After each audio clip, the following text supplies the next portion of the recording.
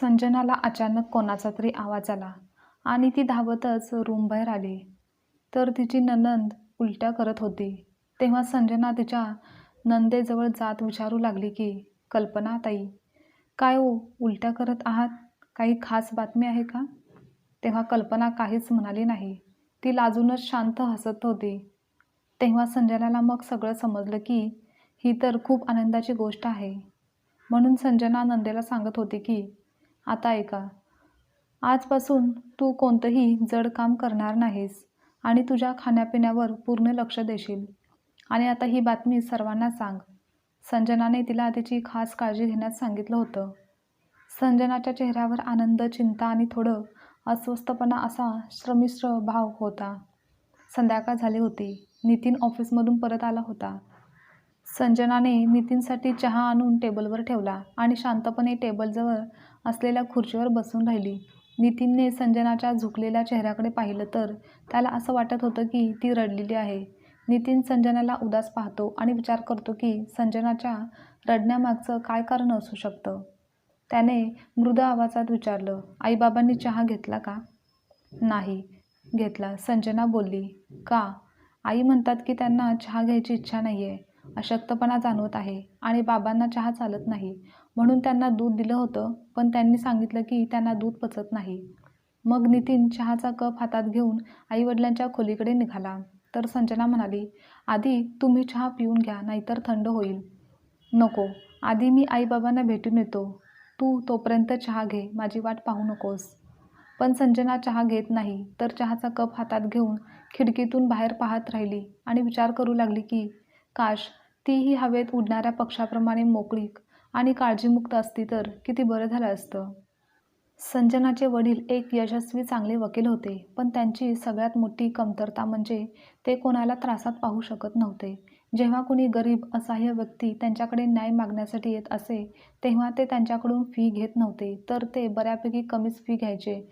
जनसेवा हेच ते त्यांचं कर्तव्य मानायचे. त्यामुळे काय झालं असं की ते जितके काम आणि मेहनत करत होते, तितके ते धन कमवू शकले नाहीत. दिवसामागून दिवस असेच निघून गेले. मग त्यांना एक दीर्घ आजार झाला. तेव्हा थोडेफार जे काही पैसे होते ते संपून गेले आणि कालांतराने त्यांचं निधन झालं. तेव्हा त्यांच्याकडे फक्त एक राहतं घरच राहिलं होतं. अजून काही मालमत्ता शिल्लक राहिलेली नव्हती. त्यानंतर मोठी बहीण म्हणून संजनाने घरचं सगळे ओझे, जबाबदारी स्वतःवर घेतली. तिने एका कंपनीत नोकरी करण्याचं ठरवलं व ती नोकरी करू लागली. आणि लहान बहीण माधवी मेडिकल कॉलेजमध्ये 4थ्या वर्षात शिकत होती आणि भाऊ धीरज बी.कॉमच्या 2ऱ्या वर्षात शिकत होता. नितीनने जेव्हा संजनाच्या समोर लग्नाचा प्रस्ताव ठेवला, तेव्हा तिने साफ नकार दिला. कारण तिला असं वाटत होतं की माधवी जोपर्यंत आपलं शिक्षण पूर्ण करून कमावणारी होत नाही, तोपर्यंत ती लग्नाचा विचारही करू शकत नाही. तिला मोठ्या बहिणीचं कर्तव्य पार पाडायचं आहे. यावर तेव्हा नितीनने संजनाला आश्वासन दिलं की संजनाकडून त्यांना कोणतीही पैशाची अपेक्षा नाही व लग्नात काहीही खर्च होणार नाही आणि तरीही थोडाफार जो काही खर्च होईल तो नितीन स्वतः करेल.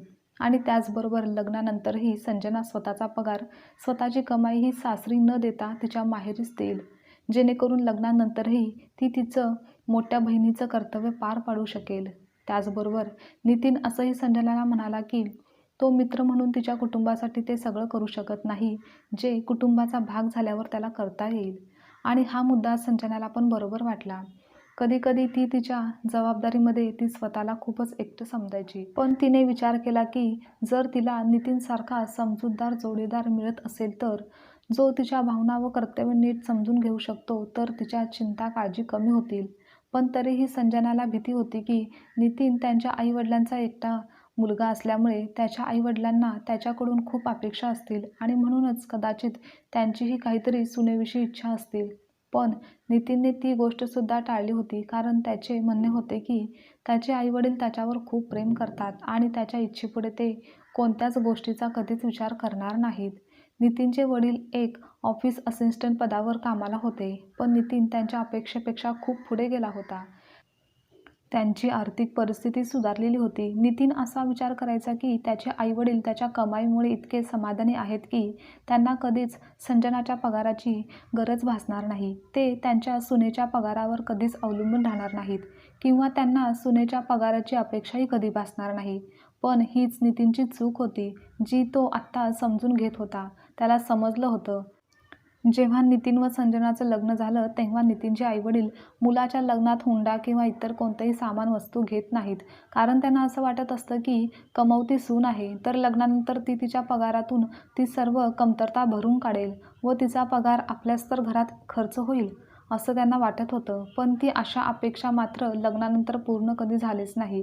जेव्हा त्यांना समजलं की सूनबाई तिचा पगार माहेरी देत आहे व यापुढेही देणार आहे तेव्हा ते रागावले.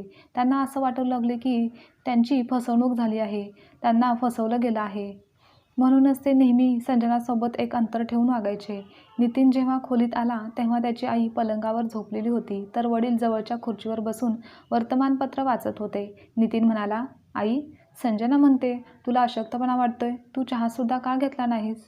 आई म्हणाली, छे रे बेटा, मला चहा प्यायची एकदम इच्छाच नाही. मग काय सांगायचं, काय घेणारस तू? संजना बाबांसाठी ॲपलचा ज्यूस बनवत आहे तर तुझ्यासाठीही करायला सांगू का? नाही नाही, राहू दे, मी रस पिऊ शकणार नाही. मी तुझी आई आहे. मला आवडतं का की माझा खर्च वाढवून तुझ्यावर ओझं बनून राहू? माझ्यामुळे तुझ्या खर्चात वाढ नको. काय करायचं, आता वय झाले, आता काम काही होत नाही, अशक्तपणा जाणवतो. त्यावर नितीन बोलतो, मग का संजनाला चपाती तू बनवू देत नाहीस? तू स्वतःच बनवून घेतेस. ती तर बोलतच असते की सकाळी आपल्या सर्वांसाठी पूर्ण जेवण बनवून ती कामावर निघेल. काय बोलतेस तू नितीन? 7 वाजता बनवलेलं जेवण दुपारपर्यंत शिळं होणार नाही का? आणि तू कधी आपल्या वडिलांना थंड चपाती भाजी खाताना पाहिलंस का? आमची तुझ्या लग्नाविषयी किती काय स्वप्न होतं की घरात सून येणार, घरातलं वातावरण बदलून जाणार व सून आल्याने माझ्या शरीराला देखील आराम मिळणार, कामाच्या जबाबदारीतून आम्ही मुक्त होणार. मग एक दीर्घ श्वास घेत नितीनची आई म्हणाली, असो, यात कोणाचा दोष काय? तू स्वतःहूनच सर्व ठरवलं होतं तर आम्ही तरी काय करणार? पण त्या देशमाने यांची मुलगीला लग्नात 15 लाख रोख रक्कम आणि एक कार देण्याचे बोलत होते.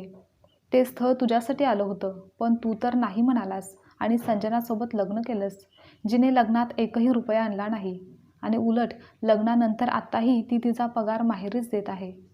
तेव्हा नितीन शांतपणे आईला म्हणाला, जी मुलगी एवढी रक्कम घेऊन आली असती ती तुम्हाला फक्त फायद्याचीच वाटते का? कारमधून तिला फिरायला घेऊन जायला, चित्रपट दाखवायला आणि तिची शॉपिंग करायलाच माझा निम्म्यापेक्षा जास्त पगार खर्च झाला असता. आणि अजून एक, देशमान्यांच्या घरी नोकर चाकर आहेत तर तिने इथे कोणतं काम केलं असतं का? तुमची काळजी देखभाल घेतली असती का? आणि आई, जर माझं लग्न संजनासोबत झालं तर काय झालं? ती स्वतःवरही काही खर्च करत नाही, ती काटकसरीने राहते. आणि तुला काम जमत नाही तर मी तुला इतक्या वेळा सांगितलं आहे की मावशी ठेवायला, पण तुला तर त्यांच्या हातचं जेवणच आवडत नाही. आता तू सांग, ही समस्या कशी सोडवायची? आईजवळ जो उपाय होता तो तिने न सांगता नितीनला ठाऊक होता, पण ती शांत बसली. मग नितीन म्हणाला, आई, थोडा दिवस अजून धीर धर. माधवीने शेवटच्या वर्षाची परीक्षा दिली आहे, आता तिचा खर्च नक्कीच कमी होईल. धीरज देखील 1-2 वर्षात तयार होईल आणि संजनाची जबाबदारी पण संपेल आणि ती नोकरी सोडेल. तेव्हा आई रागातच म्हणाली, अरे, एकदा करत असलेली नोकरी कोण का सोडेल? मग तर ती पैसे जमा करत राहील ना, कारण तिला अजून बहिणीचं लग्न करायचं आहे. नितीन म्हणाला, आई, इतका दूरचा विचार व काळजी तू का करत आहेस? जेव्हा माधवी डॉक्टर होईल तेव्हा स्वतःच्या लग्नासाठी भरपूर पैसे जमा करेल. मला तर फक्त तुझी काळजी आहे. तुझ्यावर एवढं ओझं आहे माझं तर सोडून दे, पण त्यांना तर फळं वगैरे मिळायलाच हवीत ना. इतक्यात संजना 2 ग्लास ज्यूस घेऊन खोलीत आली. ते पाहून नितीन हसत म्हणाला, हे बघ आई, तू तर फक्त वडिलांची काळजी करत होतीस, पण संजनाने तर तुझ्यासाठी देखील ज्यूस आणला आहे. आता पिऊन घे. तिने इतक्या प्रेमाने केला आहे आणि जर तू घेतला नाहीस तर तिला वाईट वाटेल. तेव्हा संजनाने तिच्या नंदेची गोड बातमी सर्वांना सांगितली. ते ऐकून सर्वजण खूप खुश झाले. नितीनच्या आईचं सुनेविषयी जितका असंतोष, राग वाढत असे तितकंच त्याला त्याच्या पत्नीबद्दल प्रेम आणि सन्मान वाढत जातो. लग्नानंतर संजनाला असं एकदाही जाणवलं नाही की नितीनने लग्नाआधी दिलेलं आश्वासन ते खोटं आहे. नितीन नेहमीच संजनासोबत होता आणि आजही तो तिच्या मतांचा व विचारांचा आदर करत होता. ती आपल्या भाऊ-बहिणीचा खर्च उचलत होती यावर नितीनने कधीच आक्षेप घेतला नाही. म्हणूनच संजनाही नितीनला समजून घेत होती, परिस्थितीशी जुळवून घेत होती. तिने कधी असंही म्हटलं नाही की नितीनच्या आईवडिलांप्रमाणे तिच्या आईवडिलांनीही तिला सक्षम बनवण्यासाठी तितकाच खर्च केला आहे. मग तिचं त्यांच्याप्रती असंही कर्तव्य नाही का की ती तिच्या बहीण-भाऊला सक्षम व्हायला मदत करेल? संजना कामावरून आल्यावर लगेच घरकामात गुंतून जायची. कधी तिने तिच्या नवऱ्याकडून काहीही वस्तू मागितली नाही. तर आजही माहेराहून आणलेल्या साड्या, ड्रेस अजूनही ती तेच परिधान करायची. पण तरीही तिच्या चेहऱ्यावर एकही तक्रार दिसत नसायची. संजनाने सहजतेने परिस्थितीला मात केली होती आणि तेच पाहून नितीन खूप प्रभावित झाला होता व हीच गोष्ट तो आपल्या पालकांना देखील सांगण्याचा प्रयत्न करत होता. पण ते तर जणू काही समजून घेऊ इच्छितच नव्हते. तर ते घर खर्चाकडे लक्ष ठेवून होते. घरात नेहमीच एक तणावाचं वातावरण तयार करून ठेवायचे. फक्त हे सांगण्यासाठी की सुनेच्या पगाराचे जे काही पैसे आपल्या बहीण-भावंडांवरती खर्च करते ते त्यांच्या हक्काचे आहेत. एके दिवशी नेहमीप्रमाणे संजना ऑफिसला जाण्याची तयारी करत होती.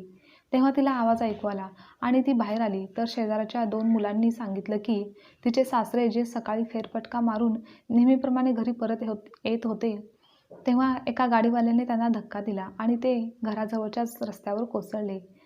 मग संजना लगेच घटनास्थळी पोहोचली. सासरे बेशुद्ध पडलेले होते. ते पाहून संजनाने काही लोकांच्या मदतीने त्यांना उचलून घरी आणलं आणि ताबडतोब माधवीला फोन केला. माधवी म्हणाली, काळजी करू नकोस, ती लगेच ॲम्ब्युलन्स घेऊन येतेय. मग संजनाने लगेच ऑफिसमध्ये सुट्टीसाठी फोन केला आणि रुग्णालयासाठी लागणारे सामान जमा केले. काही वेळातच माधवी आली. तिने शक्य तितकी तातडीची वैद्यकीय मदत केली आणि त्यांना रुग्णालयात नेलं. माधवी तिच्या स्वभावामुळे आणि वागणुकीमुळे संपूर्ण रुग्णालयात खूप प्रिय होती. जेव्हा दवाखान्यात कळलं की तिच्या कोणीतरी जवळचं रुग्णालयात भरती झालं आहे, तेव्हा तिच्या मित्रांनी आणि डॉक्टरांनी सगळे व्यवस्थित सांभाळून घेतलं. तेव्हा संजनाची सासू घाबरलेली होती. सगळ्या रुग्णालयात एक प्रकारची हालचाल चालू होती. तिला कधीच वाटलं नव्हतं की तिच्या रिटायर्ड नवऱ्याला असं काहीतरी खास उपचार मिळतील. आणि नेमकं त्यावेळी नितीन ऑफिसच्या कामानिमित्त बाहेरसुद्धा गेला होता. संजनाने त्याला देखील ही घटना कळवली होती. इकडे धीरजला बातमी मिळताच तोही लगेच दवाखान्यात धावून आला. औषधं घेण्यासाठी तोच धावपळ करत होता. मदतीसाठी त्याच्या एका मित्राने त्याला आपली गाडी देखील दिली होती. माधवीने संजनाच्या सासूला दिलासा दिला की बाबा लवकरच बरे होतील. 5-6 तासानंतर नितीनच्या वडिलांना खोलीत आणलं गेलं. वातावरणात एक प्रकारचा शांतपणा पसरला होता. हॉस्पिटलमध्ये असं छान खोली मिळणं म्हणजे खूप महाग पडेल असा नितीनच्या आईने तिचा संशय व्यक्त केला. तेव्हा धीरज म्हणाला, आई, तुम्ही 2 मुलांची आई असूनही खर्चाची काळजी का करता? माझ्यासारखा मुलगा असताना तुम्हाला काही त्रास झाला तर मग मी मुलगा कसा ठरेल? तेव्हा संजना हसून म्हणाली, आई, आज धीरजने बाबांना आपलं रक्त दिले ना, म्हणूनच इतका मोठमोठा मुलगा असल्याचा दावा करत आहे. हे ऐकून संजनाच्या सासूच्या डोळ्यात पाणी आलं आणि त्या खोलवर विचार करत होत्या की जर संजनाने तिच्या बहिणीच्या शिक्षणात मदत केली नसती तर माधवी आज डॉक्टर असती का? आणि तिच्या नवऱ्याला हे सोयी सुविधा मिळाल्या असत्या का? आता हळूहळू बाबांच्या तब्येतीमध्ये सुधारणा होत होती. जेव्हा ते घरी आले तेव्हा सुमित्राची मानसिक अवस्था पूर्णपणे बदललेली होती आणि ती सर्व कमजोरी, नकारात्मकता दूर झाली होती. सकाळी नवऱ्याला लवकर नाश्ता करून देत होती ती. त्या दिवशी धीरज घरी आला होता तेव्हा संजनाच्या सासूच्या चेहऱ्यावर आनंद भरून आला होता. धीरजने एका बॅगमधून काहीतरी आणलं होतं. ते आईच्या जवळ घेऊन तो म्हणाला, आई, मी एक पार्ट टाईम नोकरी करत आहे. त्याचाच पहिला पगार मिळाला म्हणून तुमच्यासाठी हे आणलं आहे. आता मला आशीर्वाद द्या. हे ऐकून संजनाची सासू थक्क झाली. ती रागावून म्हणाली, काय, तुझं डोकं बिघडले का? अभ्यास करायचा नाही का तुला? कशाला पार्ट टाईम नोकरी करत आहेस? काम करशील तर अभ्यासावर त्याचा परिणाम होईल. अभ्यासाला वेळ कसा मिळेल? मला माहिती आहे आता तुझ्याकडे फक्त फालतू वेळ नाही, पण मी तुझी गोष्ट ऐकणार नाही. जोपर्यंत तू नोकरी सोडायचं वचन देणार नाहीस, तोपर्यंत मी हे गिफ्टसुद्धा घेणार नाही. अहो आई, तुम्ही तर दाजींपेक्षा सुद्धा जास्त धमक्या देत आहात. बरं ठीक आहे, मी तुमची गोष्ट ऐकतो. आता लवकर पॅकेट उघडून तर बघा, धीरजने उत्साहाने म्हणाला. जेव्हा गिफ्ट उघडून बघितलं तर आई थक्क झाली आणि म्हणाली, अरे वेड्या, मी म्हातारी झाली आहे तरी ही साडी घालणार आहे का? त्यापेक्षा तुझ्या बहिणीसाठी साडी घ्यायची होती ना. आधी आईचा आशीर्वाद घ्यायचा, मग बहिणीला नंतर देईनच. बरं ठीक आहे आई, आता लवकर आशीर्वाद द्या ना, असं बोलत धीरजने संजनाच्या सासूचा हात आपल्या डोक्यावर ठेवला व त्यांनी देखील आशीर्वाद दिला की तुम्ही सगळे भाऊ बहीण नेहमी आनंदी राहा, सुखी राहा आणि दुसऱ्यांसाठी आनंद देत राहा, असं मी सदैव प्रार्थना करते. खरंच तुम्हा भावा बहिणीचं या जन्मातही एवढे प्रेम, ऋण, विश्वास आणि आपुलकीचं मोल फेडता येणार नाहीत, असं बोलून त्यांनी धीरजला भरभरून आशीर्वाद दिला. आणि हे सर्व जेव्हा नितीनला समजलं तेव्हा त्यालाही संजनाचा खूप अभिमान वाटला.